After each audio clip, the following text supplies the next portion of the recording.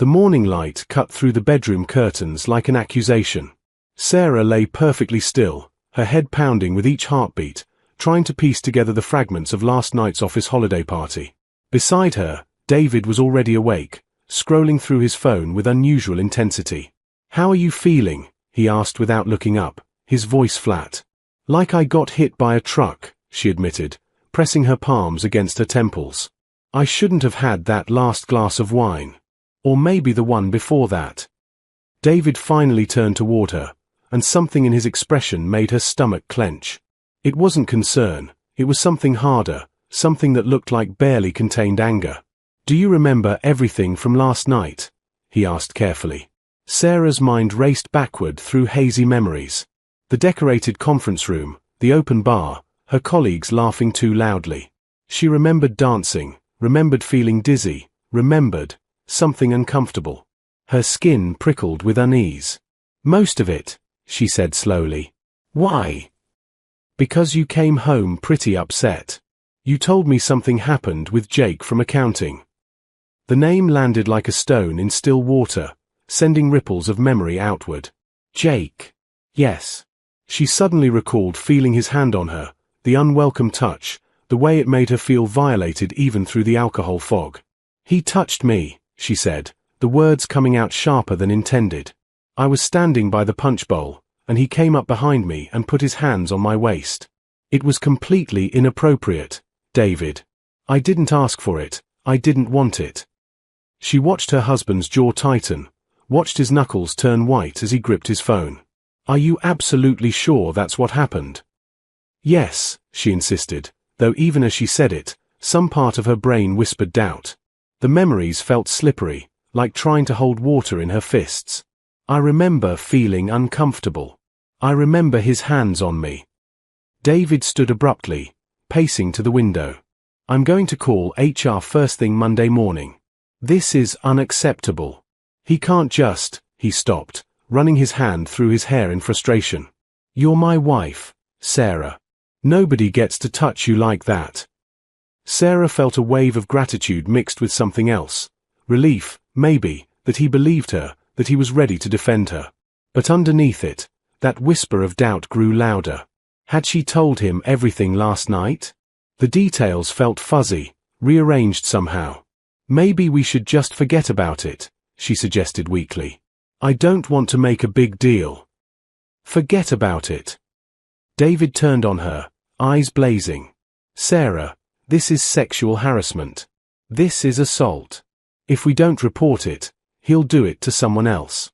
You said yourself you didn't want his hands on you." She nodded. Because what else could she do? The alternative, admitting she wasn't entirely sure what happened, that the alcohol had turned the evening into a kaleidoscope of jumbled images, felt impossible. David was already pulling up the HR contact information, already composing what he'd say. "I'm calling them right now," he announced. "I don't care that it's Sunday. This can't wait."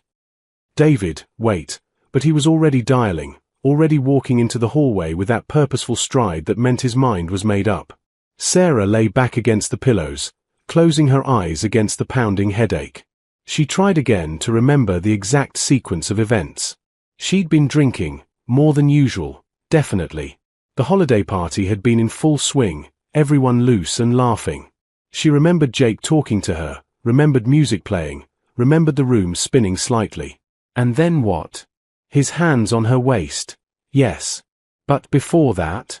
After that? The memories refused to solidify, remaining stubbornly out of focus. She told herself it didn't matter. She knew what she felt, uncomfortable, violated, wrong. That was enough, wasn't it? From the hallway, she heard David's voice rising in anger as someone at HR apparently answered. She heard words like unacceptable and legal action and protecting my wife. Sarah pulled the covers over her head, suddenly wishing she could rewind the entire night and choose to stay home instead. Monday morning arrived with the weight of inevitability. Sarah had called in sick, unable to face the office, but David insisted on going to the company himself. He'd taken a personal day from his own job, determined to see this through. "I'll handle it," he told her over breakfast, which she could barely touch. You shouldn't have to face him after what he did. Now, sitting in the sterile HR office across from Patricia Chen, the Director of Human Resources, David felt his anger crystallizing into something sharp and focused. Beside Patricia sat Jake himself, looking pale and confused, and his supervisor Linda. "Thank you for coming in," Patricia began, her voice professionally neutral. "We take all allegations of workplace misconduct very seriously. Mr. Harrison, I understand your wife Sarah has made a complaint about inappropriate physical contact at Friday's holiday party." "That's right," David said tersely. "Jake here thought it was acceptable to put his hands on my wife without her consent. I want to know what you're going to do about it." Jake's face flushed red. "I didn't, that's not what happened." "Are you calling my wife a liar?" David leaned forward, his voice dangerous. "Gentlemen, please." Patricia raised a calming hand. "Let's keep this professional. Jake, you'll have a chance to present your side. But first, Mr. Harrison, can you describe exactly what your wife told you occurred?" David recounted Sarah's story as she told it, Jake approaching her from behind, placing his hands on her waist uninvited, making her feel uncomfortable and violated. As he spoke, he watched Jake's expression shift from confusion to something that looked almost like pity, which only made David angrier. "Is that what she said?" Jake asked quietly when David finished. "That's what happened," David snapped. Patricia exchanged a glance with Linda before speaking carefully. "Mr. Harrison, I appreciate you bringing this to our attention. As part of our standard procedure for any harassment claim, we reviewed the security footage from the party." David felt a surge of vindication. "Good. Then you've seen exactly what he did." "We have reviewed the footage very carefully," Patricia continued, her tone growing more cautious. "And I think it would be best if you viewed it yourself before we proceed further." Something in her voice made David's certainty waver. "What do you mean?" "I mean that what's on the video doesn't match the description you just gave us." Patricia pulled out a laptop, opening it to reveal a paused video file. "I want to show you this because I believe there's been a genuine misunderstanding. However, I want to prepare you, what you're about to see may be difficult." David felt ice spreading through his chest. "Just show me." Patricia clicked play. The video showed the corner of the conference room where the punch bowl had been set up. The timestamp read 10:47 p.m. After a moment, Sarah entered the frame, clearly intoxicated, her movements unsteady.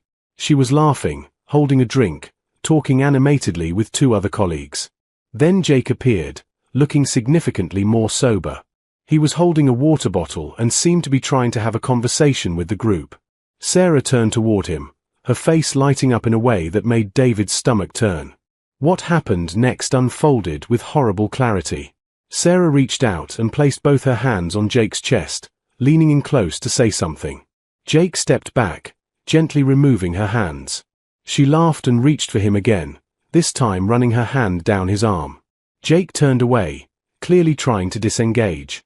Then Sarah, swaying noticeably, moved behind Jake and wrapped her arms around his waist from behind, pressing herself against his back.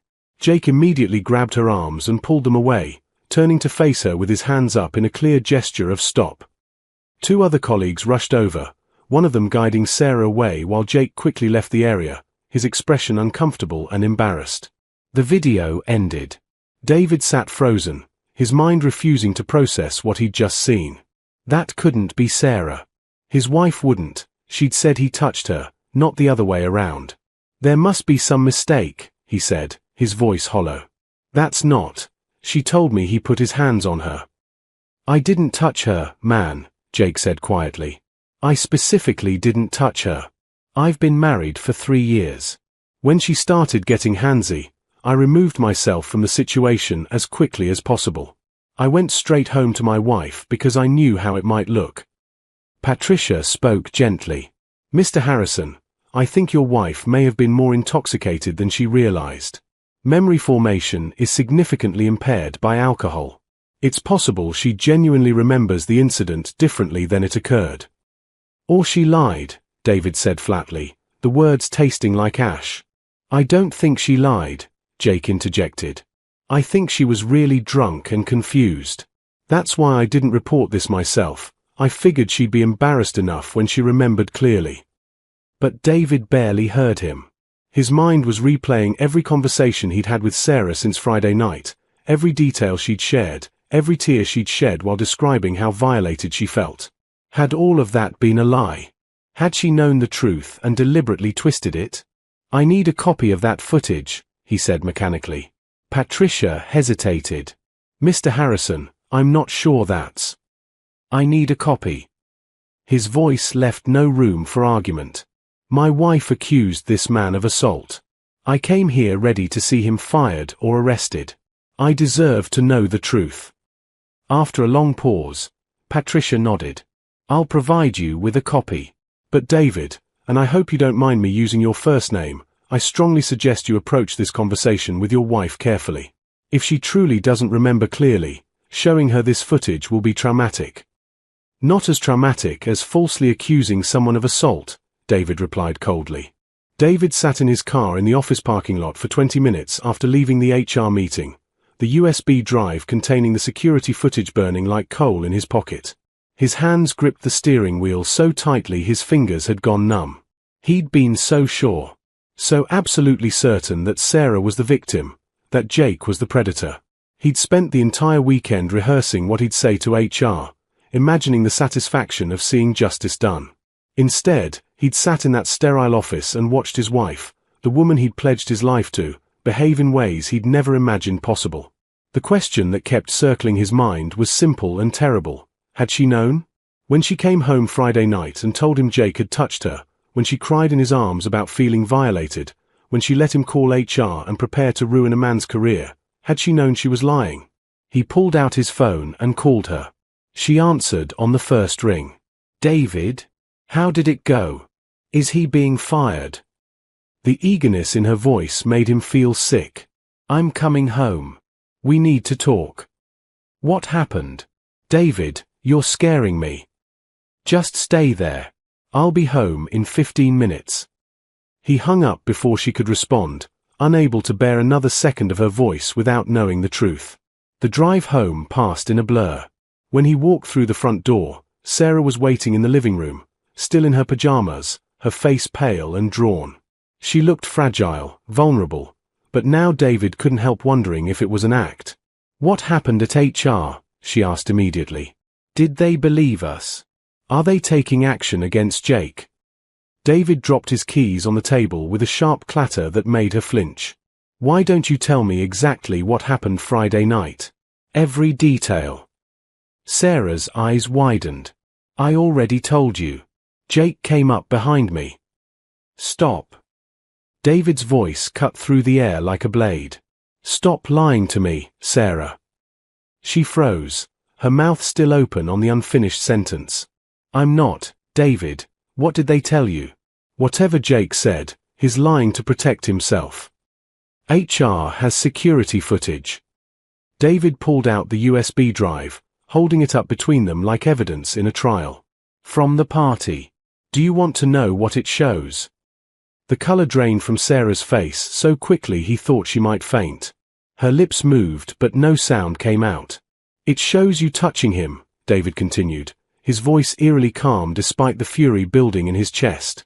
It shows you putting your hands on his chest, on his arm. It shows you wrapping your arms around him from behind while he tried to get away from you. It shows him specifically not touching you, Sarah. It shows the exact opposite of what you told me. No, Sarah whispered. No, that's not. I don't remember that.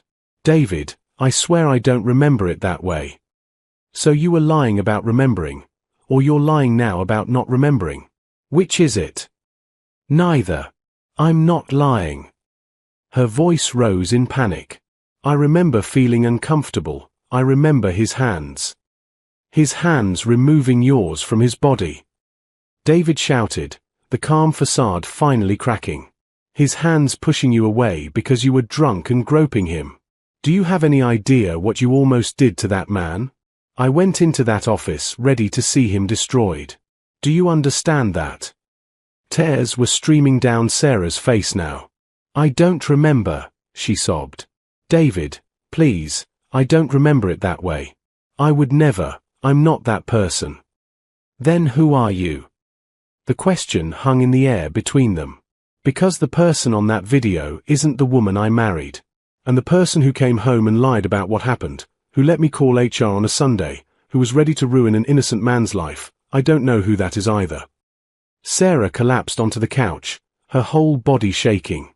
Show me. Show me the video. Please, I need to see it. David's first instinct was to refuse, to let her suffer in uncertainty the way he was suffering. But beneath his anger was something else, a desperate hope that there was an explanation, that somehow this could all make sense. He pulled out his laptop and loaded the video file, then turned the screen toward her without a word. He watched her face as she watched herself. Watched her eyes widen in horror, watched her hand fly to her mouth, watched the exact moment she recognized the truth. When the video ended, she sat motionless, staring at the frozen final frame. I don't remember, she whispered. I swear to God, David, I don't remember doing that. The last clear memory I have is dancing with some people from marketing. Everything after that is just pieces, fragments. I remember feeling hands on me, but I thought, she looked up at him, her eyes pleading. I genuinely thought I was remembering him touching me. How drunk were you? I don't know. Too drunk. Way too drunk.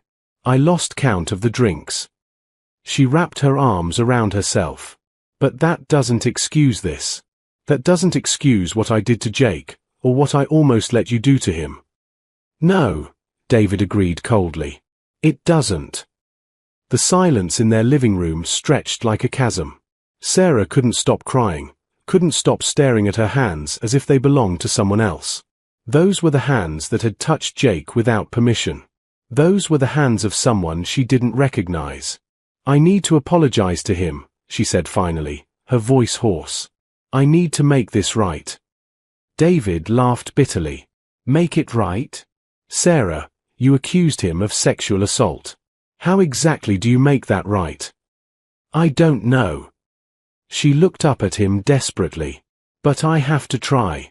I have to tell him I'm sorry, that I didn't remember, that I never meant. You never meant to what? To get drunk and assault him? To lie about it afterward? Which part didn't you mean? The cruelty in his voice made her flinch, but she knew she deserved it. Deserved worse, actually. I didn't lie, she insisted weakly. Not intentionally. I really believed. Stop saying that. David turned away from her, his shoulders rigid. Because here's what I can't figure out, Sarah.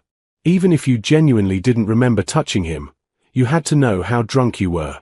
You had to know your memory wasn't reliable.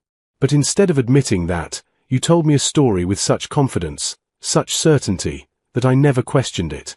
You let me be your weapon. The accusation hit like a physical blow because it was true. She had been uncertain about the details, had felt those gaps in her memory, but she'd filled them in with what made sense, what felt right. And once she'd told David her version, it had become real in her mind. The victim narrative had been easier than admitting she'd been out of control. You're right, she said quietly. I should have told you I wasn't sure. I should have admitted how drunk I was. But David, I swear I didn't knowingly lie. My brain just filled in the blanks wrong. There's research about this, about how alcohol affects memory formation, about false memories. Don't. His voice was sharp. Don't intellectualize this. Don't hide behind research papers. You accused an innocent man of assault. Sarah stood on shaking legs. I know. And I'm going to call Jake right now and apologize. Patricia already cleared him of any wrongdoing. Officially, this is over. It's not over for me, Sarah said. It won't be over until I face what I did. She picked up her phone with trembling hands and searched the company directory for Jake's number. David watched her with an expression she couldn't read, disgust, maybe, or disappointment. Both were probably accurate. Jake answered on the third ring. Hello. Jake, it's Sarah. Her voice cracked on her own name. I need to apologize to you. I saw the footage. I know what really happened, and I'm so sorry." There was a long pause. "You really didn't remember?" "No. I mean, I remembered wrong. I remembered feeling hands on me, but I thought they were yours. I didn't realize I was the one." She couldn't finish the sentence. "I was inexcusably drunk. I had no right to touch you that way. And then to accuse you of—" She was crying again, the words coming out in gasps. "I almost ruined your life because I couldn't admit I'd blacked out. I am so deeply sorry. Sarah." Jake's voice was kind, which somehow made it worse. "I appreciate the apology. Truly. I knew you were too drunk to know what you were doing that night. That's why I removed myself immediately and didn't make a big deal of it." "You should have," she said. "You should have reported me. I deserved." "Nobody deserves to have their worst drunken moment define them," Jake interrupted gently. "But you do need to understand something. If the situation had been reversed, if I had been that drunk and touched you that way, my career would be over. There wouldn't be second chances or understanding. I want you to sit with that reality." Sarah felt the truth of his words settle over her like a weight. "I know. You're absolutely right. I accept your apology," Jake continued. "But Sarah, you need to get help. This isn't just about one bad night. This is about drinking so much that you lose time and then filling in those gaps with false narratives. That's dangerous. For you and for everyone around you." After they hung up, Sarah stood holding the phone, Jake's words echoing in her mind.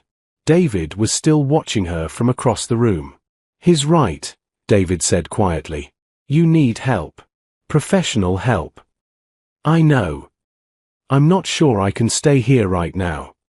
The words landed like bombs. "I need time to think about this. About us." Sarah's heart lurched. "David, please.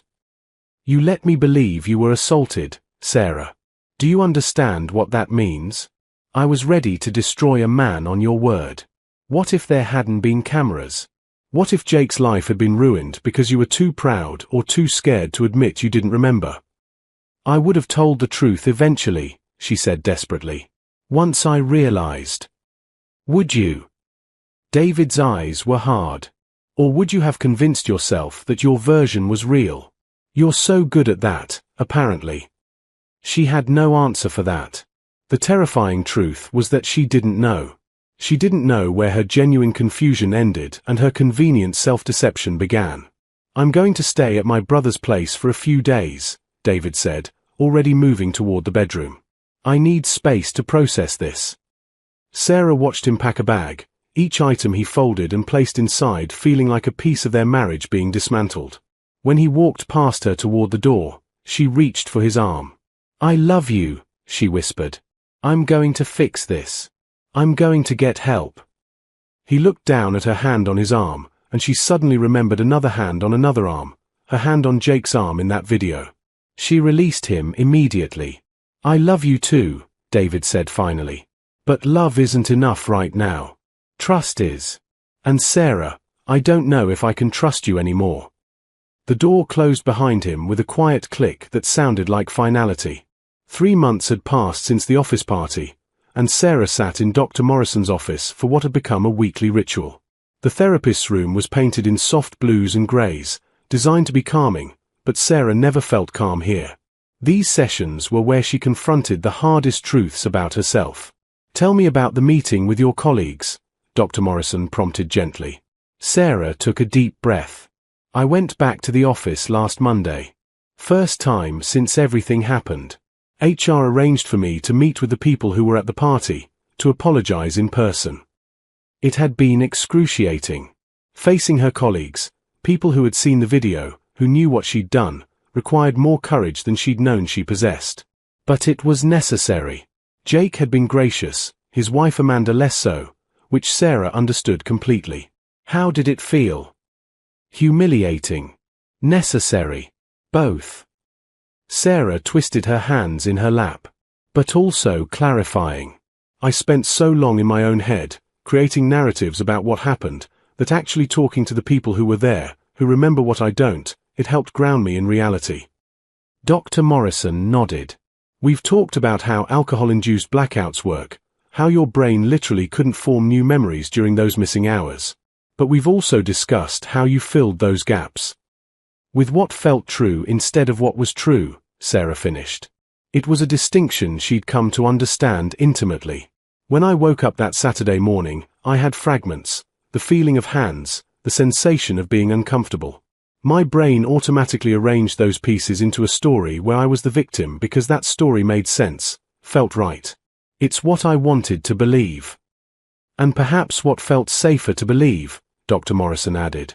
Accepting that you'd been the one who crossed boundaries required accepting a loss of control that terrified you. That was the heart of it, the thing Sarah had been running from her whole life. Control. She'd always prided herself on being responsible, reliable, in command of herself. Admitting she'd drunk herself into a blackout, that she'd behaved inappropriately and couldn't even remember it, that shattered her self-image completely. I've started attending AA meetings, Sarah said. 3 times a week. I'm on day 93 without a drink. How does that feel? Hard. Really hard. Especially because I'm not sure I'm an alcoholic. She saw Dr. Morrison's expression and quickly added, I know. That's what everyone says. But I never drank alone, never drank during the day. This was one catastrophic night, not a pattern. Yet you've chosen to abstain completely. Why? Sarah considered this carefully. Because I can't trust myself anymore. Because even if I'm not an alcoholic, I clearly have a problem with knowing my limits. And because... She paused, feeling the weight of the admission. Because I need to prove to myself, and to David, that I can make hard choices. That I can commit to change. David. The name still hurt to say aloud. He'd come back after 2 weeks at his brother's place, but things between them were different. Fragile. They were living together but existing in separate orbits, both uncertain if they were healing or just delaying the inevitable. Have you and David considered couples counseling? We start next week. Sarah felt a flutter of hope mixed with fear. He says he wants to try. That he still loves me. But I can see it in his eyes sometimes, his looking at me and wondering if he really knows who I am. Do you know who you are? The question hung in the air. Sarah looked out the window at the grey winter sky, thinking about identity, about the distance between who we think we are and who we reveal ourselves to be in moments of crisis. I'm learning, she said finally. I'm someone who made a terrible mistake. Who hurt people. Who lied to herself and others, even if I didn't mean to. But I'm also someone who's trying to take responsibility, to change, to be better. Dr. Morrison smiled slightly. That's significant growth from where you started. Sarah thought back to those first sessions, when she'd been defensive, full of justifications and explanations. She'd wanted the therapist to absolve her, to confirm that she was really the victim of her own faulty memory. Instead, Dr. Morrison had pushed her to sit with the discomfort of accountability. I wrote Jake and Amanda a letter, Sarah said suddenly. Not apologizing again, I think I've apologized enough. But explaining what I've learned, how I'm changing. I wanted them to know that their grace, Jake's kindness despite everything, it mattered. It gave me the space to become someone worthy of it. Did you send it? Not yet. I'm not sure if sending it is about their healing or mine. I don't want to make them deal with my guilt again. That's a wise consideration. They sat in silence for a moment. Sarah had learned that Dr. Morrison never rushed to fill quiet spaces, that sometimes the most important work happened in these pauses. I saw the video again last week, Sarah admitted. David doesn't know. I still have the file. I watch myself in those 3 minutes and I try to recognize her, the woman stumbling around, touching someone without permission, completely unaware of boundaries or consequences. Why do you watch it? Because I'm afraid I'll forget. Not the way I forgot that night, but genuinely forget, minimize it, turn it into something less than it was.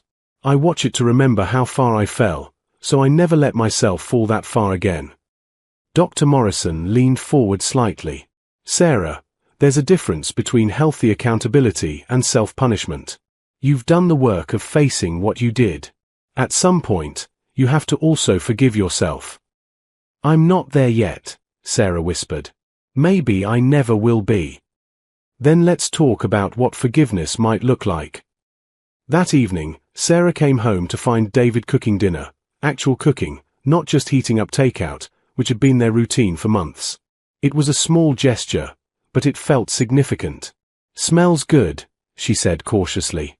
Chicken piccata. Your favorite. He didn't look up from the stove. Thought we could eat together. Actually talk.